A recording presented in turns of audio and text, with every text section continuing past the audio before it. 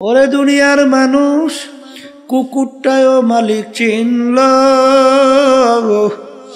আর আমরা আশরাফুল মাখলুকাত মানুষ হইয়া আমার মালিককে চিনলাম না। এ দুনিয়াদার পাগল আমার বাবারা, মস্তে আশিক মস্তে মাশুক, বাদশাহ মালে মাস্ত, পীরে মস্তে জিরে মস্তে শাইখে দর আসরারে মস্ত। দুনিয়ার মধ্যে যত মানুষ বিচারণ করে সব কিন্তু পাগলের দল। কেউ বা বেশি বেশি টাকা পয়সা কামাই করার জন্য পাগল, কেউ বা বেশি বেশি সম্পদ কামাই করার জন্য পাগল, কেউ বা সুন্দর বাড়ি গাড়ি করার জন্য পাগল, কেউ বা পীর মুফতি মুহাদ্দিস হওয়ার জন্য পাগল, কেউ বা সভাপতি সেক্রেটারি হওয়ার জন্য পাগল, কেউ বা বাজান ও সুন্দরী মেয়ে বিবাহ করার জন্য পাগল। আর একদল মানুষ দুনিয়া বিচারণ করে, তারাও কিন্তু একদল পাগল, তারা হইল আমার মাওলার পাগল। এ দুনিয়াদার পাগল, মাঝে মাঝে একটু চক্ষু বন্ধ করো, মোরাকাবা করো। দুনিয়ার পাগলামি কয়দিন বাজা, দুনিয়ার ইতিহাস পড়ে দেখো। ফেরাউন মাওলার সঙ্গে চ্যালেঞ্জ করলো বাজান, চ্যালেঞ্জ কইরা খোদাই পর্যন্ত নাউজুবিল্লাহ দাবি করলো। বাজান আমার মালিক ওকে দুনিয়ার ভিতরে এত আল্লাহু আকবার আরামে রাখছিল। ইতিহাসে দেখা যায় 750 বছরের মধ্যে ওই ফেরাউনের একদিন একটু সর্দি জ্বরও হয় নাই। এত আরামে আমার মালিক ওকে দুনিয়ার ভিতরে রাখলো।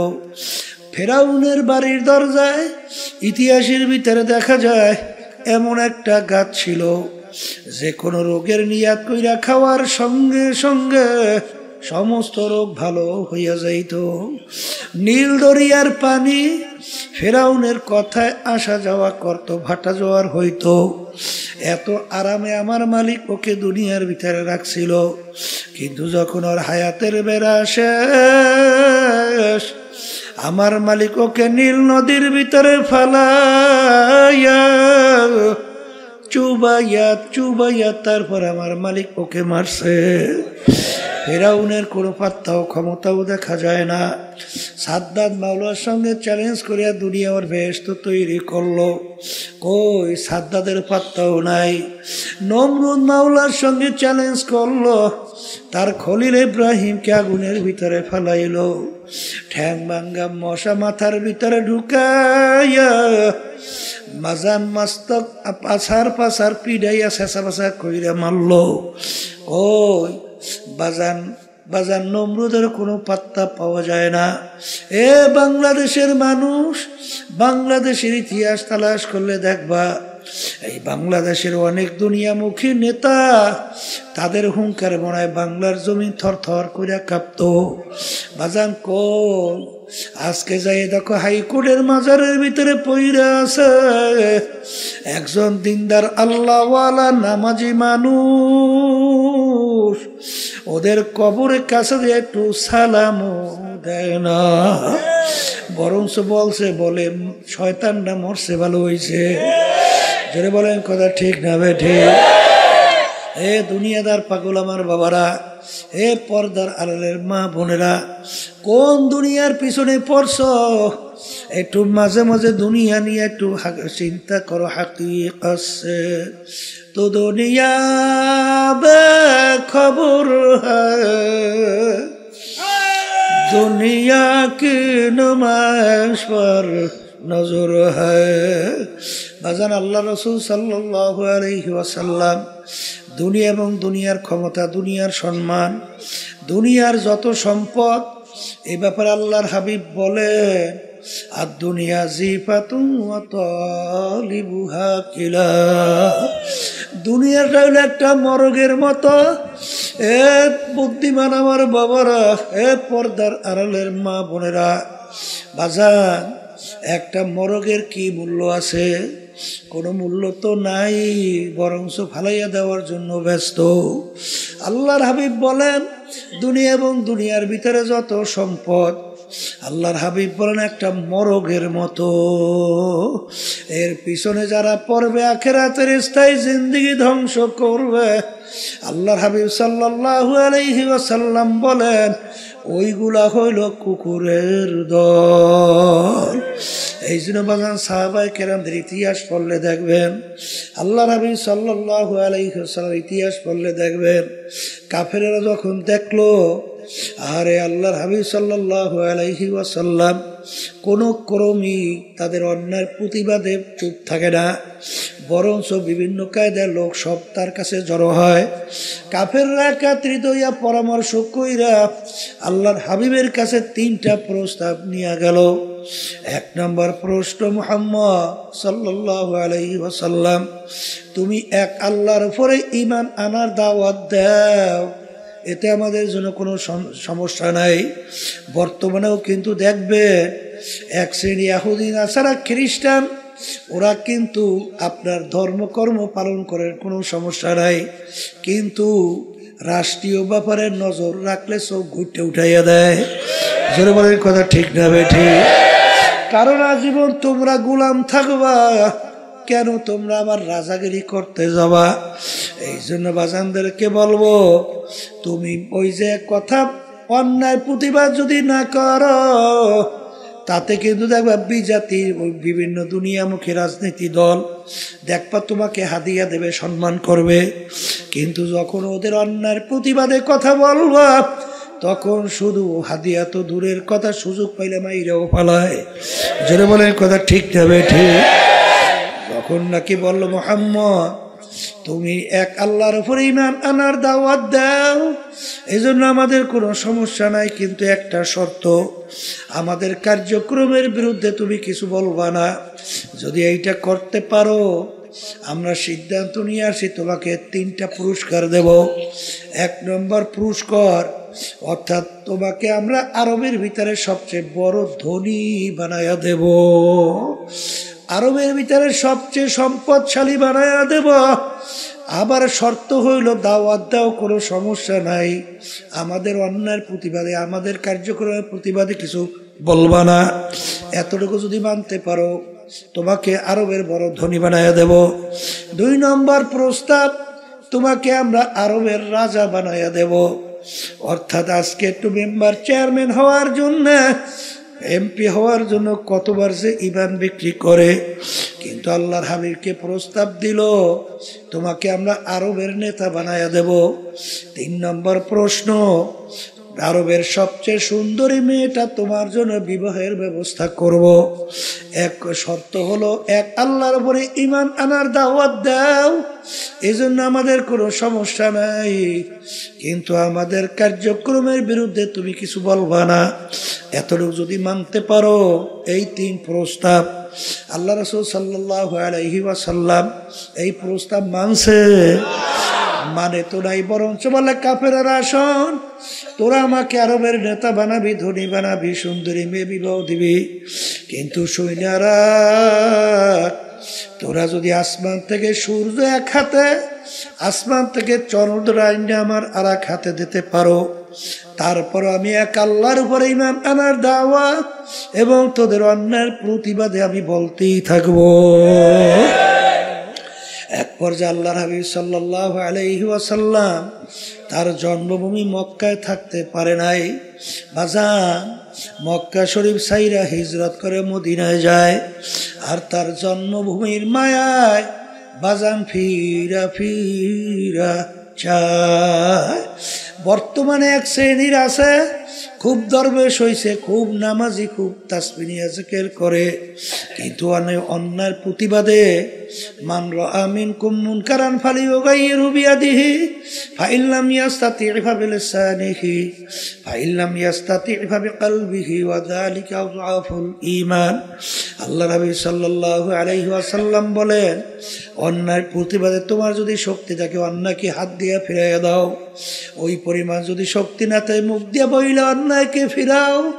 ওই পরিমাণ যদি শক্তি না থাকে, মনে মনে পরিকল্পনা করতে থাকো কিভাবে অন্যায়কে ফিরানো যায়। এখানে কিন্তু অর্থ করে মনে মনে ঘৃণা করো। এটা সম্পূর্ণ একটা অযৌক্তিক ব্যাখ্যা। কারণ আগে বললাম ফিরাও, এখন মনে মনে ঘৃণা করো, এই শব্দটা কোথার থেকে আসলো? ফালিও গাইর হু বিয়াদিহি ফাইল্লাম ইয়াস্তাতি এভাবে লিসানিহি ফাইল্লাম ইয়াস্তাতি এভাবে কলবিহি ওয়াযালিকা যাফুল ঈমান। ঈমানের সঙ্গে সম্পর্ক। বাজারে এক শ্রেণীর দরবেশ 24 ঘন্টা ইবাদতে লিপ্ত, তাহাজ্জুদে কামাই নাই। এই জন্য এক আল্লাহর ওলি বলেন, बुजुर्गी की नहीं हमको जरूरत, गुलाम अपना बना ले खुदाया। এ আমার মালিক, আমার বুজুর্গি দরবেশি লাগবে না, তুমি দয়া মায়া করে তুমি আমাকে তোমার গোলাম হিসাবে কবুল করে নাও। আল্লাহর হাবিবকে বললেন 3টা প্রস্তাব। আরবের বড় ধনী, বড় নেতা, বাজান সুন্দরী মেয়ে বিবাহ। আল্লাহর হাবিব তো মানলেন না, বরং তার মক্কা জন্মভূমি ছাড়লেন, মদিনায় গেলেন। বাজান জন্মভূমির মায়ায় মক্কায় ফিরা ফিরা তাকাইলেন। ঠিক আমার বাজানদেরকে বলবো, আমরা যারা নায়েবে রাসূল দাবি করি, আল উলামা ওয়ারাসাতুল আম্বিয়া, নবী কিন্তু নাই, কোনোদিন আসবে না। আমরা হইল নবীর নায়েব, আমরা হইল নবীর ওয়ারিস, এলেমের ওয়ারিস কিয়ামত পর্যন্ত থাকবে। বাজান মা আতাকুমুর রাসূলু ফাখুযুহু ওয়া মা নাহাকুম আনহু ফান্তাহু। আল্লাহ রাবি যা কিছু নিয়ে আসছেন পুরাপুরি আঁকড়াইয়া ধরা লাগবে, যার থেকে নিষেধ করছেন পুরাপুরি ফেরা লাগবে। এই জন্য আমার ভাইদেরকে বলবো, আল্লাহর হাবিব সাল্লাল্লাহু আলাইহি ওয়াসাল্লামের মৌলিক 4টা কাজ ছিল। যারা বলেন কয়টা? 1 নম্বর মুখস্থ করেন দাওয়াত, 2 নম্বর মুখস্থ করেন তালিম, 3 নম্বর মুখস্থ করেন তাজকিয়া নফস, 4 নম্বরে জিহাদ। বাজান দাওয়াতও লাগবে, তালিমও লাগবে, তাজকিয়া নফসও লাগবে, জিহাদও লাগবে। দিন কিন্তু পরিপূর্ণ, বাড়তি কমতি আর কোনো দিক নাই, আর আসবেও না, পরিবর্তনও হবে না। আমার আব্বাজান রহমাতুল্লাহ আলাইহি চরমনায় জমিনে ঘুমায়া আছেন। আমার আব্বাজান বলতেন, বাজান রে, আমার মালিক বলছেন, ওয়ালা তামুতুন্না ইল্লা ওয়া আনতুম মুসলিমুন, খবরদার তোমরা মুসলমান না হইয়া কেউ মরিও না। মুসলমান কাকে বলে? বুয়াদ গরদান নেহাদান এনানে খোদ বাদস্তে খাজাদাদা। ঘোড়ার মুখে যখন লাগাম লাগায়, লাগাম লাগাইয়া যখন লাগাম সাওয়ারি হাতে ছাড়ে, ঘোড়ার নিজের ব্যক্তিগত বুদ্ধি চালাকি আর চলবে না। সাওয়ারি যেভাবে চালায় ওইভাবে চলার নামই হইল লাগাম লাগানো। এ কবরের যাত্রীরা, হে পর্দার আড়ালের মা বোনেরা, আমরা মুসলমান কালিমা পড়ছি লা ইলাহা ইল্লাল্লাহু মুহাম্মাদুর রাসূলুল্লাহ, লা মাতলুবা ইল্লাল্লাহ, লা মাহবুবা ইল্লাল্লাহ, লা মাশুকা ইল্লাল্লাহ, লা ইলাহা ইল্লাল্লাহু মুহাম্মাদুর রাসূলুল্লাহ। हर तमन्ना दिल से रुखसत हो गई, हर तमन्ना दिल से रुखसत हो गई, अब तो आजा अब तो खिलवत आ गई। ए दुनियादार पागल, কলব থেকে গায়রুল্লাহকে ফালাও, লা মাকসুদা ইল্লাল্লাহ, লা মাহবুবা ইল্লাল্লাহ। লাভ হইলে যখন ডান দিকে মাথা ঘুরাও, বাজান আল্লাহু আকবার। কারি ইব্রাহিম সাহেব রহমাতুল্লাহ আলাইহি তিনি বলতেন, বাজান যখন লাভ হইলে মাথা ডানে ঘুরাও, তখন খেয়াল করো কলব থেকে সমস্ত গায়রুল্লাহকে ফেলাম, গায়রুল্লাহকে ফালাইয়া দিতেছি। নাই নাই নাই, আমার পীরগিরি নাই, আমার মুহাদ্দিসগিরি নাই, আমার মুফতিগিরি নাই, আমার মুহতামিগিরি নাই, আমার ইমামগিরি নাই, আমার খতিবগিরি নাই, আমার মেম্বারগিরি নাই, আমার চেয়ারম্যানগিরি নাই, আমার জমিদারগিরি নাই, বংশের গরম নাই, টাকার গরম নাই, শিক্ষার গরম নাই, নাই নাই নাই নাই, আল্লাহ বাদে কেহ মাবুদ নাই। হর তমন্না दिल से रुखसत हो गई, अब तो अब तो खिलवत आ गई, فسوف ترى إذ انكشف الغبار أفرس تحت رجلك أم حمار। এ দুনিয়াদার পাগল আমার বাবারা, আজকে চক্ষু খোলা দুনিয়া, আমি পরিচয় দেয় আমি কি, কেউ পরিচয় দেয় আমি চেয়ারম্যান, আমি মেম্বার, আমি এমপি মিনিস্টার, আমি অমুক তমুক সমুক, আমি টাকার ক্ষম, আমি অমুক অমুক, আরে আমি অমুক বংশের, আমি মাতুব্বার, আমি সর্দার, আমি অমুক। এই পরিচয় কয়দিন দুনিয়াতে চলবে? যে কয়দিন চক্ষু দুইটা দুনিয়ায় খোলা থাকবে সেই কয়দিন পরিচয় চলবে। যেদিন তোমার বাড়ির পাশের মসজিদের মাইকে ঘোষণা হইতে থাকবে, বাড়িওয়ালা নাই রে বাড়ি,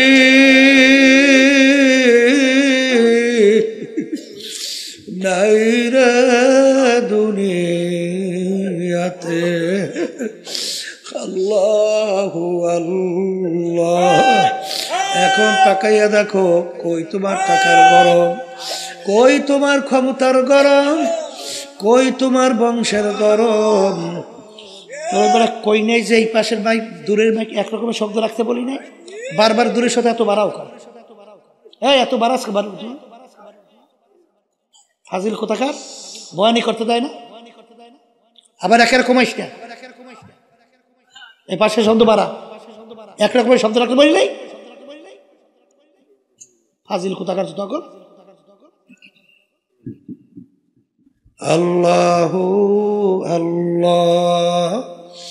এ কবরের যাত্রীরা, পর্দার আড়ালের মা বোনেরা, দুনিয়ার জিন্দেগি কিন্তু একটাই বাজান। একবার যদি কেউ কবরে যাইয়া ঠইয়া বসো, আর দ্বিতীয়বার দুনিয়াতে আসে আপিল কইরা জিতবার কিন্তু আর আশা নাই। এ কবরের যাত্রীরা বাজান, আমি আপনাদের সামনে প্রথম আয়াত শরীফ তেলাওয়াত করছিলাম। আয়াতের ভিতরে আমার মালিক বলে, আমি 18,000 কম বেশি মাখলুকাত সৃষ্টি করছি, এর ভিতরে 2টা মাখলুকাত সৃষ্টি করলাম কেন? মানুষ এবং জিন। এই 2টা মাখলুকাত আমি সৃষ্টি করলাম একমাত্র আমার ইবাদতের জন্য। সবাই বলি সুবহানাল্লাহ। এ কবরের যাত্রীরা, মালিক আমাদেরকে বানাইছেন তার ইবাদতের জন্য। এখন বলতে পারেন, হুজুর অন্যান্য মাখলুকাতগুলো আমার মালিক কেন বানাইলেন? আমার মালিক অন্য আয়াতে বলেন, ওয়া খুলিকা লাকুম মা ফিল আরদি জামিআ, অন্যান্য মাখলুকাতগুলো আমি বানাইছি তোমাদের জন্য। এ কবরের যাত্রীরা, এ পর্দার আড়ালের মা বোনেরা, বাজার সূর্য আমাদের মানুষের দরকার আছে না নাই? একটা মানুষ যদি দুনিয়ায় না থাকে সূর্যের কিন্তু কিছু আসে যায় না। বাজান গাছ আমাদের দরকার আছে না নাই? মাছ আমাদের দরকার আছে না নাই? গরু আমাদের দরকার আছে না নাই? একটা মানুষ দুনিয়ায় না থাকলে গরুর কিন্তু কিছু আসে যায় না, মাছের কিন্তু কিছু আসে যায় না। সব বানাইলেন মালিক আমাদের জন্য, আমাদেরকে মালিক বানাইলেন তার ইবাদতের জন্য। বাজান ইবাদত একটা আরবি শব্দ, বাংলা অর্থ হলো মালিকের হুকুম অনুযায়ী চলা। মালিকের হুকুম অনুযায়ী চলার নাম কি? এ আল্লাহর বান্দারা, পর্দা আলে মা বোনেরা, আমার মালিকের হুকুম প্রতিটা মানুষের ব্যক্তিগত জীবনে আছে না নাই? এ জোরে বলো, আছে না নাই? আমার মালিকের হুকুম প্রতিটা মানুষের বাজান পারিবারিক জীবনে আছে না নাই? বাজান সামাজিক জীবনে আছে না নাই? কামাইয়ের ব্যাপারে আছে না নাই? খরচের ব্যাপারে আছে না নাই? রাজনৈতিক জীবনে মনে হয় নাই? এখানেও আছে। এক শ্রেণীর বর্তমানে কিন্তু তারা বলে আমরা রাজনীতি করি না। হ্যাঁ, তবে মানব রচিত কুফরি তন্ত্র মন্ত্র এই রাজনীতি করি না এটা বললে ঠিক আছে। কিন্তু বাজান রে, আল্লাহ নবী সাল্লাল্লাহু আলাইহি ওয়াসাল্লাম তিনি কিন্তু রাষ্ট্রপ্রধান ছিলেন কি ছিলেন না? তিনি কোন নীতি আদর্শ অনুযায়ী রাষ্ট্র চালাইছে? কি আল্লাহর নীতি আদর্শ অনুযায়ী। এই কথা ঠিক না বেঠি? আল্লাহু আকবার। আল্লাহ রাব্বুল আলামিন বলেন যে আমি ইসলামের উপরে রাজি খুশি। এখন আমার কাছে একমাত্র গ্রহণযোগ্য নীতি আদর্শের নাম কি? ইসলাম। এই নীতি আদর্শ আল্লাহর হাবিব রাষ্ট্র পরিচালনা করছেন। সাহাবায়ে কেরাম রাষ্ট্রপ্রধান ছিলেন কি ছিলেন না? কিন্তু যারা আজকে নায়েব দাবি কইরা বলে আমরা রাজনীতি করি না, এই আল্লাহর বান্দারা ভালো কইরা বুঝা শুই না, তারপর বলা লাগবে। কারণ খোদা না কাজটা যদি এই কথা বলো তাহলে আল্লাহর হাবিবের এই কাজকে তুমি অস্বীকার করো। জোরে বলেন কথা ঠিক না বেঠি? রাষ্ট্র পরিচালনার মধ্যে বাজান শত শত কোরআনুল কারীমের ভিতরে আয়াত আছে না? যদি রাষ্ট্রের ভিতরে তুমি এইটা বাস্তবায়ন না করো, এইটা বাস্তবায়ন করবে হিন্দুরা, খ্রিস্টান, অন্য বিজাতি। বাজান দরবেশি বুজুর্গি আমার মালিকের দরবারে কোনো দাম নাই। আল্লাহ রাব্বুল আলামিন তার রাসূলের উপদি দিয়েছেন আবদুহু ওয়া রাসূলুহু। আগে আমার বান্দা, তারপর আমার রাসূল। জোরে বলেন কথা ঠিক না বেঠি? সবচেয়ে বড় মর্তাবা, সবচেয়ে বড় সম্মান, এর বড় পদ হইল আবদিয়াতের দরজা। জোরে বলেন কথা ঠিক কিনা? এই জন্য আমার ভাইদেরকে বলবো, পর্দার আলেম মা বোনদেরকে বলবো, বাজান মালিক আমাদেরকে বানাইছে তার হুকুম অনুযায়ী চলা। এ কবরের যাত্রীরা, এ পর্দার আড়ালের মা বোনেরা, কোনো দলাদলি বুঝি না। তোমার কবরে তুমি যাবা, আমার কবরে আমি যাব। তোমার কবরের প্রশ্নের উত্তর তুমি দিবা, আমার কবরের প্রশ্নের উত্তর আমি দেব। কিন্তু ওয়ালা তামুতুন্না ইল্লা ওয়া আনতুম মুসলিমুন, খবরদার মুসলমান না হইয়া কেউ মরিও না। আল্লাহ না আমেরিকা, না লন্ডন সে হুলফত, হামি মস্তে মদিনা কার খোদায়া। এ মুসলমান আমার বাবারা, পর্দার আড়ালের মা বোনেরা, দুনিয়ার যে কোনো প্রান্তে মানুষ থাকলে সেকেন্ডের মধ্যে যোগাযোগ করা যায়। আর তোমার আমার বাড়ির দরজায় আমার আম্মা ঘুমায়া রইল, আমার আব্বা ঘুমায়া রইল, আত্মীয় স্বজন ঘুমায়া রইল, কই আজ পর্যন্ত খবর দিতে পারে না, নেতেও কিন্তু পারলাম না। এই জন্য আমার বাজানদেরকে বলবো, আল্লাহ নবী সাল্লাল্লাহু আলাইহি ওয়াসাল্লাম তার অল্প বয়সে তার দাড়ি মোবারক পাইকে গেল, তার পিঠ মোবারক গুজা হয়ে গেল। সাহাবায়ে কেরাম বলে, আল্লাহর রাসূল এত অল্প বয়সে আপনার দাড়ি মোবারক কেন পাকলো, কেন আপনার পিঠ মোবারক গুজা হলো? আল্লাহ নবী বলেন, আমার সাহাবারা, আমি রাসূল যা দেখি তোমরা তো দেখো না, আমি রাসূল যা জানি তোমরা তো জানো না, আমি রাসূল যা শুনি তোমরা তো শোনো না।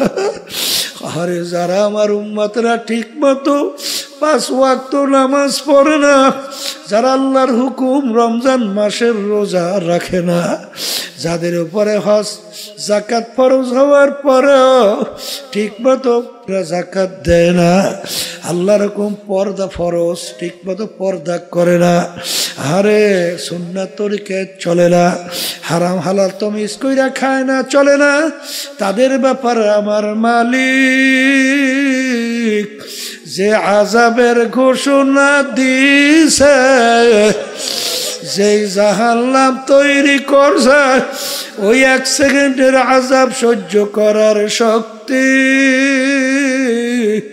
দুনিয়ার কোনো মানুষের না। আমার উম্মত কিভাবে জাহান্নামের আগুনের ভিতরে জ্বলবে, এই চিন্তায় চিন্তায় আমি রসুলের দাড়ি পাইখা গেল, আমি রসুলের পিঠ গুজা হয়ে গেল। এই কবরের যাত্রীরা আল্লাহর হাবিব কিন্তু তার নিজের চিন্তায় দাঁড়িয়েও ফাঁকে নাই, তার নিজের চিন্তায় পিঠ মোবারক বুঝা হয় নাই। তোমার আমার চিন্তা আল্লাহর হাবিবের দাড়ি মোবারক পাইখা গেল, পিঠ মোবারক গুজা হয়ে গেল। আমার বাজানদেরকে বলবো, পর্দালে মা বোনদেরকে বলবো, কি যাত না বিষে বুঝিবে সে কিসে, কি যাত না বিষে বুঝিবে সে কিসে, কবু আসি বিষে ধ্বংসিনী যারে। বাজান তোমার আমার চেষ্টাও নাই, চিন্তাও নাই, এই জন্য চোখেও পানি নাই। ধরাকে সরা জ্ঞান মনে করো না, যা মনে করে তা করো, কিন্তু মনকে বুঝো রে মন, দুনিয়া কিন্তু থাকার জায়গা না, কেউ কোনোদিন থাকতে পারে নাই, কেউ কোনোদিন থাকতে পারবেও না। কিন্তু নাফরমান হইয়া যদি কেউ কবরে যাইয়া শুইয়া বসো, আরে আমার মালিক বলেন এই কবর কিন্তু আসল কবর থাকবে না, নাফরমানের কবরের ভিতরে জাহান্নামের আগুন এসে ভইরা যাবে।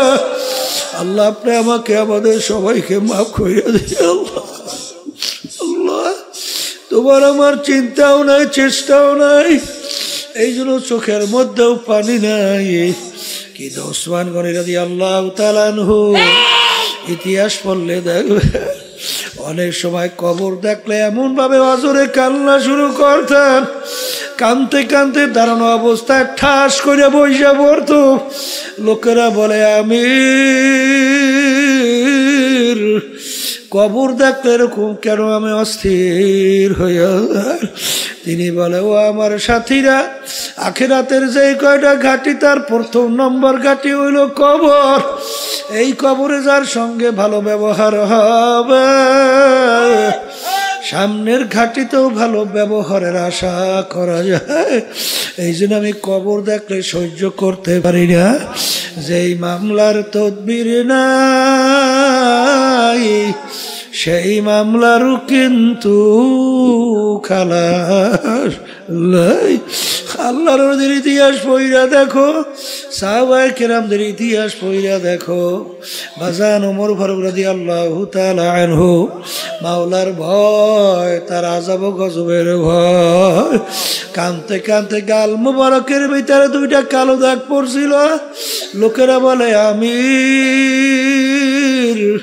ঔষধ লাগান ভালো হবে। তিনি বলে আমার সাথীরা, কিয়ামতের ময়দানে মালিক যখন জিজ্ঞাসা করবে ওমর কি আমল নিয়া, বলবো মালিক তোমার ভয়, তোমার জাহান্নামের ভয়, তোমার আযাব গজবের ভয়। কানতে কানতে গালে দাগ পরে নিয়ে আসছি। বাজার এই ওমর ফারুক রাদিয়াল্লাহু তাআলা আনহু ইতিহাস পড়লে দেখবার রাস্তা দিয়ে হাঁটতেন, ভেজা কুটা নাড়া হাতের ভিতরে উঠাইয়া তাকাইয়া তাকাইয়া 2 চোখের পানি ফালাইয়া কান্দে আর বলে ভেজা কুটা নাড়া